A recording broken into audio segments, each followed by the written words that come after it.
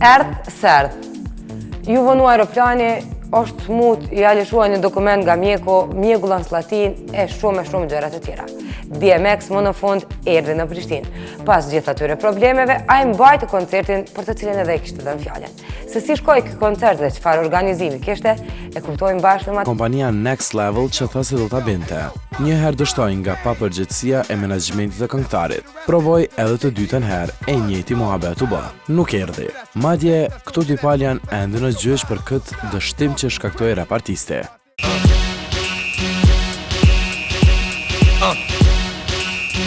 E tash na doli në pak kompania New Era, e cila me më pak marketing e hodhi lajmin. E kjo ndodhi nga pasiguria e këngëtarit për ardhin e tij në Prishtinë. A thua, pse u anullua data e tij e parë caktuar më 14 dhjetor? Se DMX nuk po e mban atë që edhe pe thot. December 2013, you know what I'm saying? Bulgaria, Kosovo, Holland, Germany, Turkey, Switzerland. Ndoshta fama e tij ardhur nga Hollywoodi i ka bërë bindjen se mund të manipulojë me një publik siç është në Kosovë. Apo problemet e tij të vazhdueshme me autoritetet e Amerikës me të vërtetë i humbon vetbesimin. Sidoqoftë, data e tij e rrezuar me 14 nuk doli siç edhe u tha. E për këtë më mirë se ai që e ftoi s'mund të jap sqarim askush. Mas pare desha me kërku falja në krejt publikut edhe krejt fansar që e kam prit, kena prit edhe na njëjtë se ata këtë natë parushme, po për shkaqe shëndetësore të DMX-it nuk kam mujt me udhëtu. Data 20 ishte përfundimtarja për të parë yllin e repit në Prishtinë, ashtu edhe ndodhi.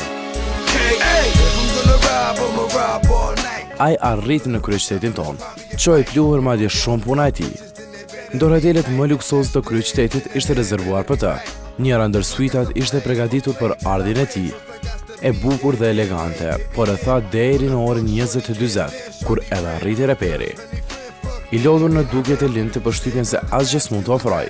Sidoqoftë, ne provuam të marrim diçka prej tij dhe gjithçka që na observua ishte përsëritja pyetjes sonë. Something about tonight. U drejtua për liftin duke u gjetur lart në suitën e tij. E ne me vrap në sallën e konferencës që ishte paralajmëruar për mbajtjen e saj. Arriti edhe lajmi që DMX nuk do t'jap konferencë për shtyp. Nuk u çuditëm. Të njëjtën gjë kishte bërë edhe në Sofi të Bullgarisë 2 net më parë. Mund të më konë një mëri arsye, mund të më konë shka do është i ka ardhë keq, se ka ndon me full gjithë shka. Qyre, mas e ka ardhë është, that's enough. Që ka ardhë këto pëllërlesh me po në ato. Ma rrugës i shkojnë veç me qitë një video drop, me kërku folje, që s'ka orë dhe i ka shgënju 2-3 herë njerëzit, edhe me kalzu që mohat me 20-in, edhe është legjitim kjo puna, vëdin. S'është e drejt, veç më i marrë tu edhe DMX-in se ka pas pej Bullgarisë më ardhë me kerë, rrugë e godë, pej Sofjes deri në Kosovë ka 6 orë. Nështë ta s'ka mëri, po thëmë, se di, po foli. Me qes vetën pozitina. Si cili njeri ka problemet e veta, nështë i kem ranë sysh, e s'ka mujtë më ardhë e kem lumë përsoj. Ishte para parë në fillim që gjithçka të fillonte në orën 23. Ashtu nuk ndodhi. U bë ora 24 e tek atëherë dolën para gruve dhe paralajmëruara. Disa edhe mungonin. Dafina Zeqiri, e paralajmëruar që do të performoj, nuk u shfaq. Kjo ndodhi nga se kishte kërkuar shumë të maj me para për shfaqjen e saj në skenë. Nejse. Në orën 1 pas mesnate u dëgjua pak zhurmë e u tha se arriti DMX, me njëherë e tek dera ku edhe pritëm. Me disa pyetje të shpejta siguruam atë që nuk e presnim. Oh, how long is my show? Oh man, anywhere from an hour to 2 hours. I do it because I love it.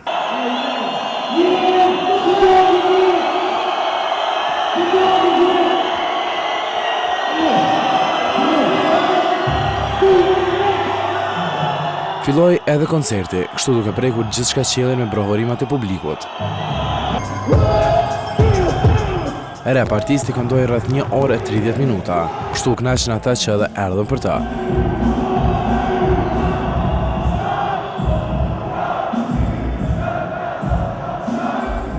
Sidoqoftë, New Era nuk dështoi atë që e premtoi edhe realizoi.